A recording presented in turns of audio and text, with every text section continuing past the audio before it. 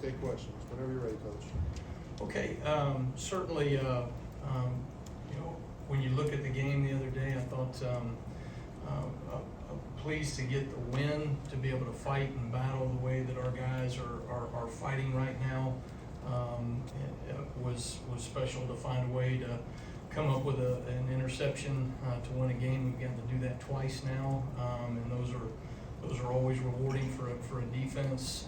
They're always special moments, right, to be able to step up when it matters most, and certainly we were able to do that in the game. I think our guys have an appreciation for finding a way to win, and yet players and coaches alike, there's certainly an urgency to continue to build and grow as a football team so that we can be the team that we feel like we are capable of being as we continue to navigate through SEC play. We had from a chance defensively to be explosive. We had 13 game changers, 12 was our goal, 4 takeaways, 4 sacks, 3 3-and-outs, and then 2 4th down stops, including a missed field goal. From what we call the double positives, the explosive plays given up, and then the turnover margin. We had 9 explosives on offense. We gave up 5 on defense. We gave up 1 explosive run and 4 passes. And then obviously we won the turnover margin by +2. So that really probably being the key to the game as much as anything from a defensive perspective is when you can take the ball away from somebody 4 different times, that's certainly going to make it hard to be able to navigate against. I thought as the game went on, they had some really good wrinkles, and I thought we adjusted pretty well to some of those things. They were doing some different run game out of 12 personnel that they had not shown. Some Dow Loggins, their offensive coordinator, has always done a tremendous job. Had some different wrinkles that they were doing, and I thought we adjusted to that pretty well on the fly. Credit our defensive staff and our players for making those adjustments. And it gave us a chance to get off the field on 3rd down in the second half, but we did not do that nearly to the consistency that I think that we are capable of, or that we need to be in order to be a consistent defense. We started out the first half, we went 5-0 on 3rd down, got off the field, and then gave up a 4th and 9, which is just obviously an unacceptable play and an error on our part from a execution standpoint. And then we started off the second half going 0 for 5 on 3rd down, and then came back and went 3 for 5 in the last 5 3rd downs. And so that continues to be an area where we are not operating at an optimum level. If we want to be the defense that I think we are capable of being, we have to execute at a more consistent level on 3rd down. When you look at it, there certainly were some challenging things that USC presented for us, but particularly on 3rd down, it was a lack of execution on our part. Putting our eyes in the right place, doing our job at a consistent level, and so those are things that we've got to continue to do, and that's not just in pass coverage, some of it was in pass rush. I do think we took some steps in the right direction from a pass rush standpoint, where we were able to generate pressure on the quarterback. I think that's part of why we were able to get takeaways in the game. We were able to get sacks in the game, but we're still not optimizing our ability to rush as a unit on a consistent basis, and then play coverage on a consistent basis on 3rd down, and particularly in 4th down. So those are certainly the areas that we've got to emphasize as we moving forward, as we navigate ourselves moving forward into playing Tennessee. With that, looking ahead to Tennessee, I think Josh Heupel's just done a fantastic job over the last few years with their program. I think they have continued to improve the overall talent level of their roster. I think they are playing with more depth as a football team, and then there's a number of explosive playmakers that they can get the ball to. I think their running back is elite. I think he has done Sampson, I believe, right, is his last name. Really impressive what he's been able to do. I think he's dynamic with the ball in his hand. He's got really good patience in the run schemes. He will make guys miss at the point of contact, constantly creating yards after contact as well. And then some very explosive athletes on the outside. that, that when they've been able to get the ball out there to them, they've had tremendous success on offense. And that's something that, they are a team that on any given down can create an explosive play. And so that's something that we're gonna have to be very mindful of. We're gonna have to be very thorough as a defense. And I think ultimately it's gonna be about our consistency doing the same high-level job over and over again in order to play, at an optimal level on Saturday. So looking forward to the competition, looking forward to going to Neyland Stadium. And we're gonna have a great week of practice and preparation to get ready for it. Thanks, Coach. Let's start on the right side with Charlie. Yeah, hey Coach, kind of a two-part question. Just how would you assess your defense's tackling, and where do you stand on maybe when players stand defenders up trying to get the ball out rather than just trying to take it to the ground? Yeah, I think fine line, to answer your second question first, I think there's a fine line there of trying to create takeaways, right? The first man to the ball always needs to make sure that he is securing the tackle. Second man, right, can work to a position to be able to try to get the ball out.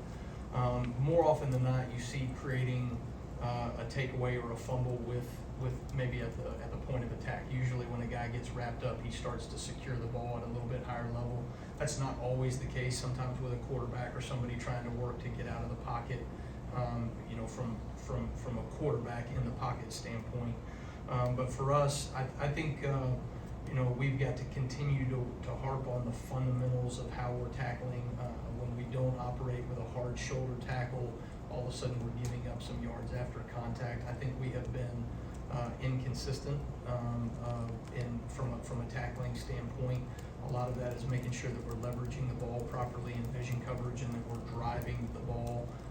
So now, there's less space, right, that we can take away from before the ball, the guy even starts to get going. So I think there's certainly room for error. That improvement there, that's something that you constantly are going to continue to work throughout the season, and teams like Tennessee are going to force you to make space tackles over and over again. So it's critical that we continue to improve. Left side, Chase. When Arkansas held Tennessee to 14 points a couple weeks ago, they did it playing a lot of dime. You don't seem to be the biggest fan of playing 6 DBs, but when Tennessee goes empty with their vertical threats and the receivers get those splits all the way out to the sideline, does that force any DC to look at playing dime?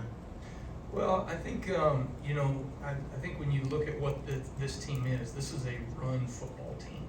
They are spreading you out with their receiver splits so that they can establish one-on-ones in the run game, and that they can basically say, they're going to separate the pass coverage from the box responsibility and who's leveraging those plays. So for us, based off of the different personnel groupings they have and based off the formations that they're going to come out in, we're going to have to be able to defend the lateral space and the vertical space on the outside, but also make sure that we're leveraging the box, because this is a run football team. They want to establish the run, and then they set that up to take shots downfield. So I think for us, you don't want to get too far away from home base, who you are and what you do. But from a personnel package standpoint, we're always going to look at, whatever we think is the optimal, scheme and personnel to get our players in the right position. Jump over to the right side here, Nick.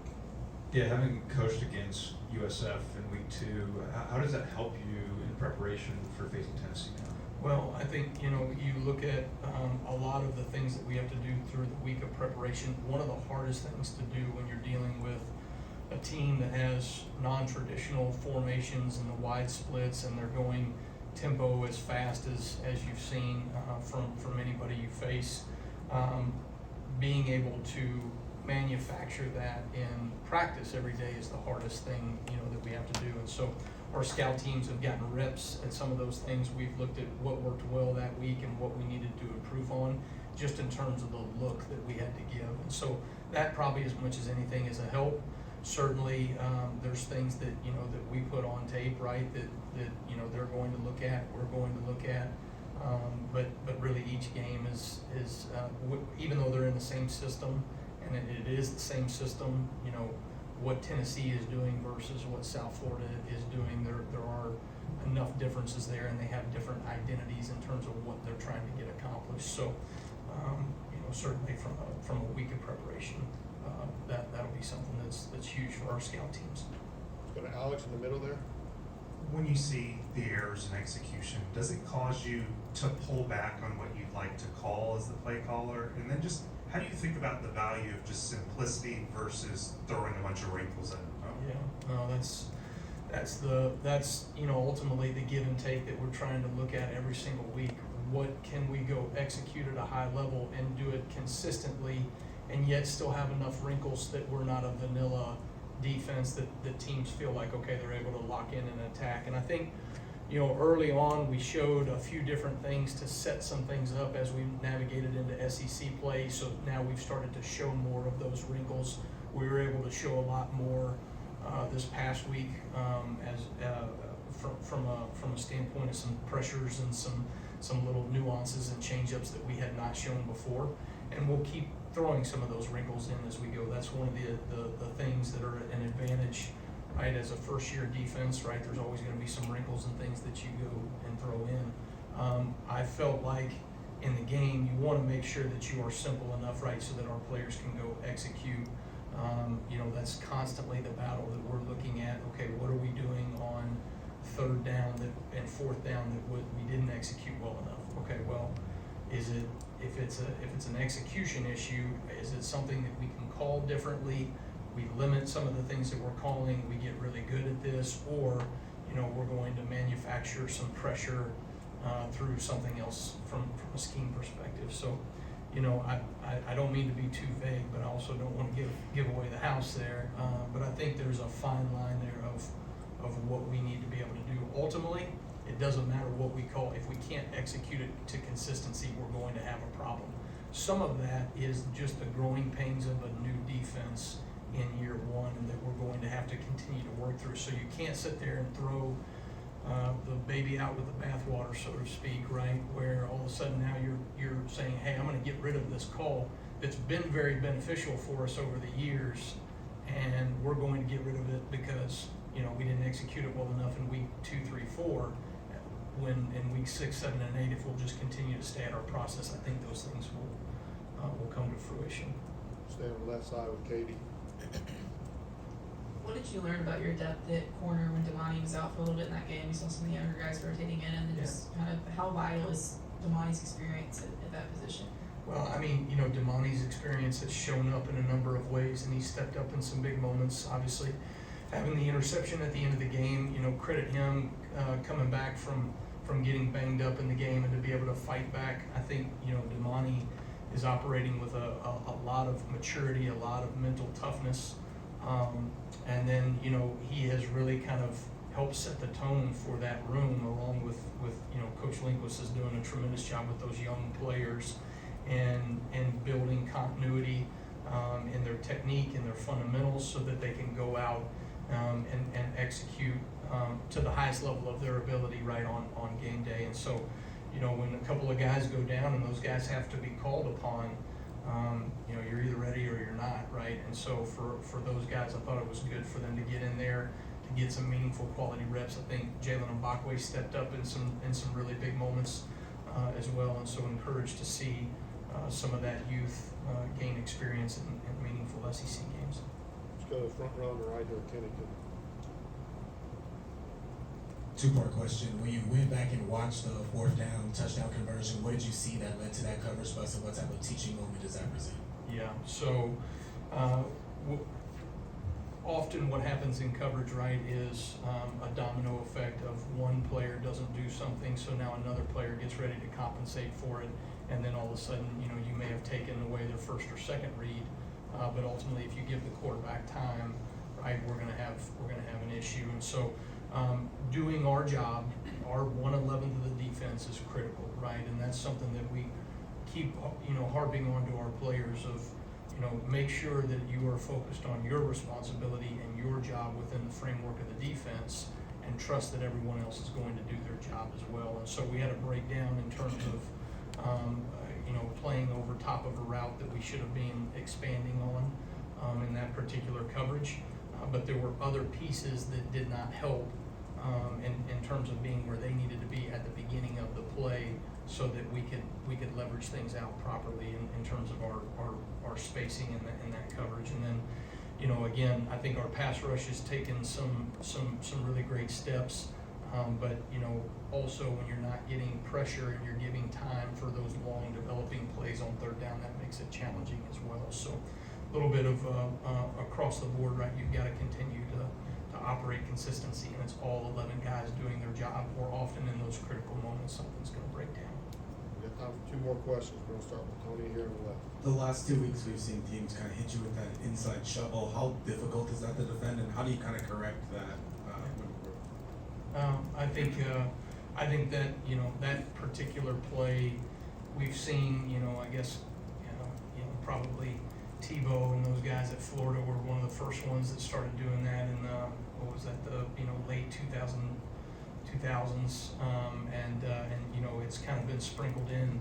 When teams, you know, sprinkle it in just here and there, it's really challenging for your guys up front, some of their eye progression, because you're getting an action at you that looks like sprint out for a quarterback or option for a quarterback, and then all of a sudden they're pitching the ball back underneath behind us trying to pursue. And so you've got to be very disciplined, very detailed in doing that, and then obviously your backside pursuit has to be able to fit and get back over top. So it's a challenging play.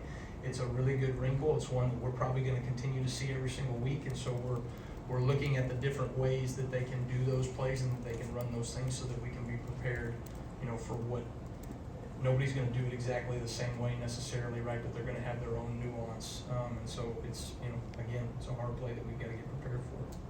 All right, let's finish up with Colin here. Left side.